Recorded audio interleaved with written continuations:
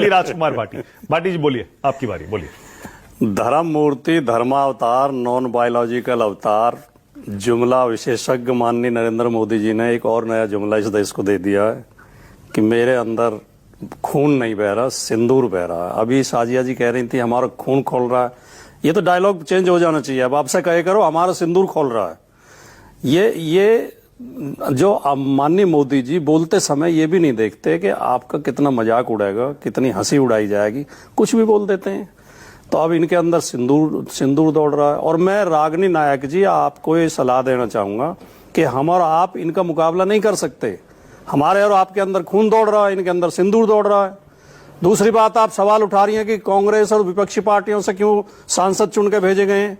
अब इनकी पार्टी में तो ट्रोलिंग के विशेषज्ञ हैं। किसी को गाली दिलवानी हो, किसी अधिकारी को आतंकवादियों की बहन बताना हो, संसद के अंदर ए आतंकवादी चिल्लाना हो, मोदी जी की चरणों में सेना को समर्पित करना हो, तो ये कर सकते हैं। बाहर विदेशों में जाके देश की छवि सुधारने के लिए तो पढ़े लिखे लोगों की जरूरत पड़ेगी, और पढ़े लिखे लोग मिलेंगे विपक्षी पार्टियों में। तो इसलिए इनकी मजबूरी है। ये क्या बात हुई? नहीं, भारतीय जनता पार्टी पढ़े लिखे सारे विपक्ष में मिलेंगे और मैं तो मानक जी कई बार आपके शो में कह चुका हूं, इनका लेवल जो है, इनकी दिमागी इनका जो बौद्धिक लेवल है बहुत कमजोर होता है। आरएसएस बीजेपी के लोगों का ये गाली गलौज वही सीखते हैं और लाठी चलाना सीखते हैं, लाठी तलवार चलाना सीखते हैं। अंतरराष्ट्रीय कूटनीति क्या होती है इन बेचारों को क्या पता। इनसे अपने लोगों को गाली दिलवा लो आप। लेकिन वर्तमान परिस्थितियों में अभी बड़ी शान में बोल रही थी साजिया जी, और हम भी सहमत हैं। हाँ। हमारी सेना ने शानदार काम किया है। हाँ। ऑपरेशन सिंदूर सफल ऑपरेशन रहा है, कहीं कोई दिक्कत नहीं। पाकिस्तान के चुन के ठिकानों पर हमला किया है। हाँ। और पाकिस्तान को भारी नुकसान पहुंचाया है। लेकिन जो फोटो आप लगा रही हैं, जो होर्डिंग लगा रही हैं, उनमें मोदी जी की फोटो क्यों है? उनमें उसमें फौजी ड्रेस में, उसमें उन फौजियों की लगाओ नहीं जिन्होंने शौर्य दिखाया है, जिन्होंने पराक्रम दिखाया है। और कई लोग शहीद हुए, उन शहीदों की लगा देते। तो मुझे तो इन हालात में मानक जी कि सैनिकों से काम लेते हैं, सेना से काम लेते हैं और फिर अपना प्रचार करते हैं।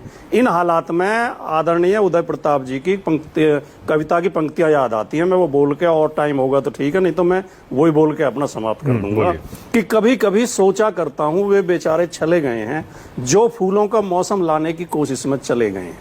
स्वतंत्रता के चरणों में जो अपना शीश चढ़ाकर सोए, हम में से कितने ऐसे हैं उनके लिए हृदय से रोए। और एक और ध्यान देना इस बात पे, सन 14 से इस दिनांक तक 2014 सन 14 से इस दिनांक तक केवल ये उत्थान हुआ है, महंगाई हो गई सयानी, भ्रष्टाचार जवान हुआ है, और अपनी परछाई की तुलना में छोटा इंसान हुआ है। इससे साफ पता चलता है सूरज का अवसान हुआ है। तो ये जो स्थितियां देश की हो गई हैं। और बीजेपी के बारे में बोल दूं, इसी कविता की पंक्ति, क्या जुलूस है, आगे अंधे पीछे सब गूंगे बह रहे हैं, और जो सक्षम है वो लज्जा के पर्दों में पीछे ठहरे हैं, लज्जा के पर्दों में ठहरे हैं। और नया खून आगे आने के बदले पीछे क्रुद्ध खड़ा है, और इस सारे जुलूस के ऊपर एक मुंह बाए गृह युद्ध खड़ा है। ये स्थितियां देश की हैं। गृह युद्ध खड़ा है, ऐसी बातें क्यों कर रहे हैं? नहीं, इसलिए कर रहे हैं। बात इसलिए कर रहे हैं, कमाल करते हैं जब सत्तारूढ़ पार्टी का मंत्री एक सैनिक शानदार अफसर को केवल उसके धर्म के आधार पर आतंकवादियों की बहन बताएगा, पूरी पार्टी चुप रहेगी। एक सवाल आपसे, उस मंत्री खिलाफ कोई कार्रवाई नहीं करेगी। एक सवाल आपसे भी पूछ रहा हूं। पूछिए। एक सवाल और पूछ रहा हूं, जो मैंने अभी रागिनी से भी कहा। 1971 में पाकिस्तान के 2 टुकड़े किसने किए थे भाटी जी? सेना ने। इंदिरा गांधी को क्रेडिट नहीं दिया जाना चाहिए? आज भी मोदी जी को क्रेडिट दिया जा रहा है, लेकिन कभी कांग्रेस ने तिरंगा यात्राएं नहीं निकाली थी, कभी कांग्रेस ने वोट नहीं मांगे थे उस पर जाके। ठीक है, अभिषेक कांग्रेस से हमारे बहुत मतभेद रहे हैं पीछे, कांग्रेस के खिलाफ खूब लड़े हैं हम, लेकिन कांग्रेस ने जो शानदार काम किए थे, ऐसा एक भी काम मोदी जी 11 साल में नहीं कर पाए हैं, और श्रेय लेने के लिए आगे आ जाते हैं। मतलब 19